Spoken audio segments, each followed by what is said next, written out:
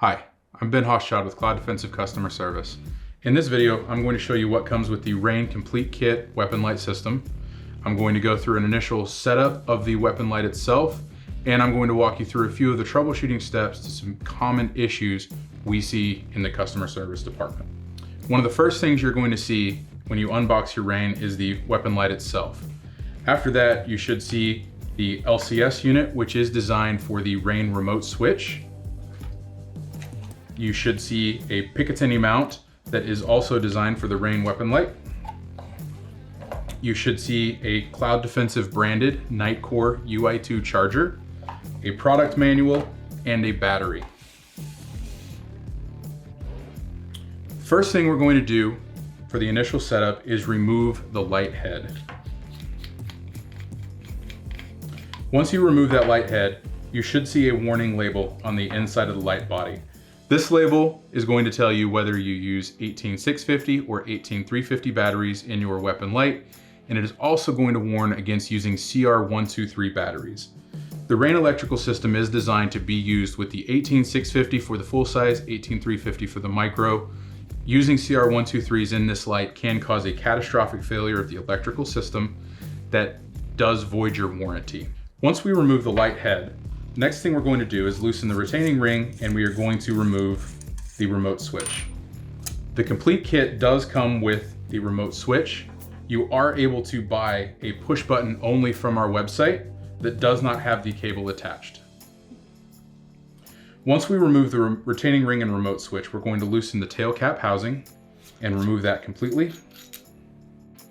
That's going to expose the battery jack. Now, this battery jack is a very important feature for the REIN weapon light system. This battery jack allows you to use protected or unprotected cell batteries, and this also eliminates battery bounce. We'll talk more on that in a second. First thing we do is we're going to loosen this battery jack. Looking from the back of the light, you're going to turn counterclockwise. Most of these are going to be able to be loosened by your finger, pinky, index finger, whatever works for you. If you do have that stuck just a little bit, we have been able to use like a Sharpie, a pen that's a little bit thicker, or even the tip of a 5.56 or 308 bullet. You can take the tip of that, you can reach in there, you can grab one of these tabs, and that can help you get a little bit of leverage to move that.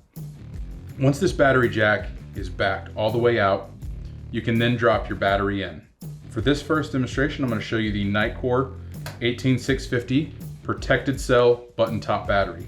This does have the micro USB charger in it, which does make it a little bit longer than most of your other protected cell and unprotected cell batteries. So we're going to drop this battery in with the negative terminal towards the light switch.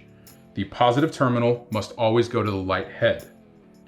Once we have the battery installed, again, negative terminal to the light switch, positive terminal to the light head, we're going to reinstall the light head. We're going to snug this down so that it makes positive contact with the positive end of the battery and the light body itself. After that, we're going to install the tail cap housing. When we get this on, we are going to feel some resistance from that O-ring. You want to make sure that's good and snug. At that point, you're going to install the remote switch. You're going to take the retaining ring.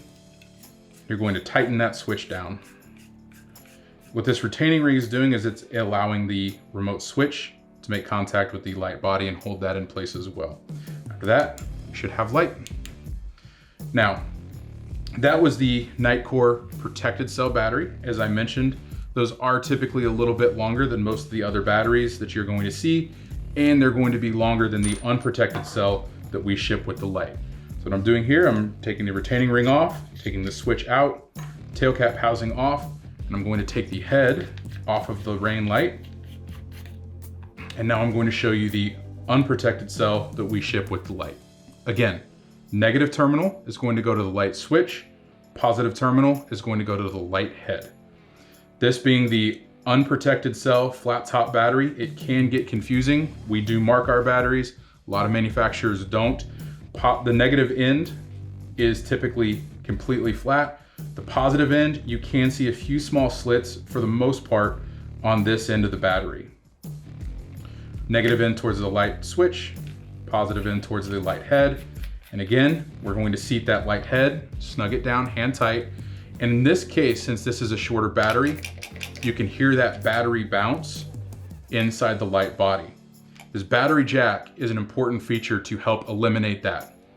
Once we have the battery in there, the light head installed, even though that battery bounce is there, we can tighten the battery jack.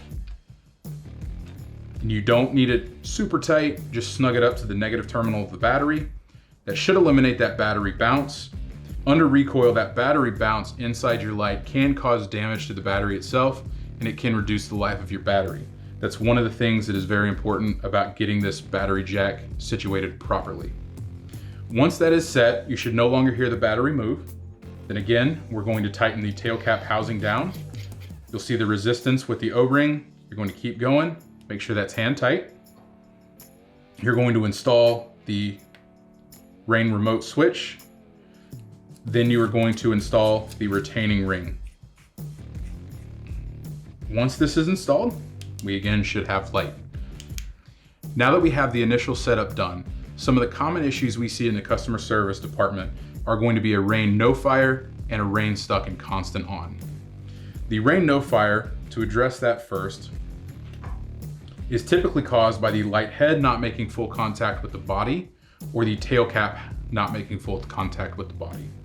If the light head is not making full contact with the light body, the circuit is unable to be completed, and that is going to cause the light to not fire.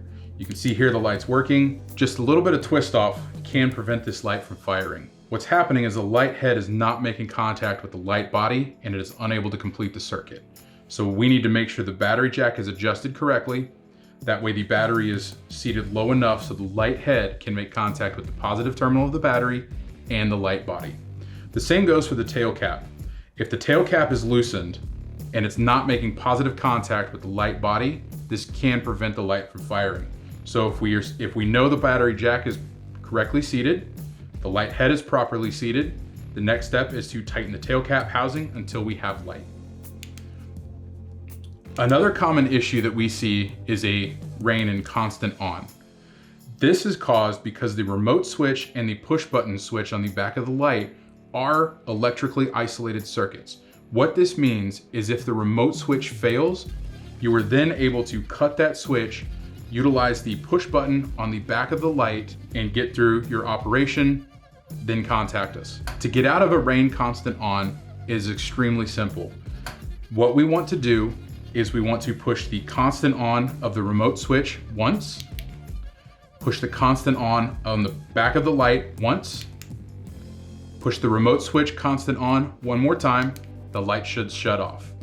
Again, this is simply because these are on electrically isolated circuits, and that can cause one switch to override the other one. Your light should typically shut off within 3 to 5 rotations of these constant on buttons. It is key that you press one button one time, then the other button one time. Thanks for watching.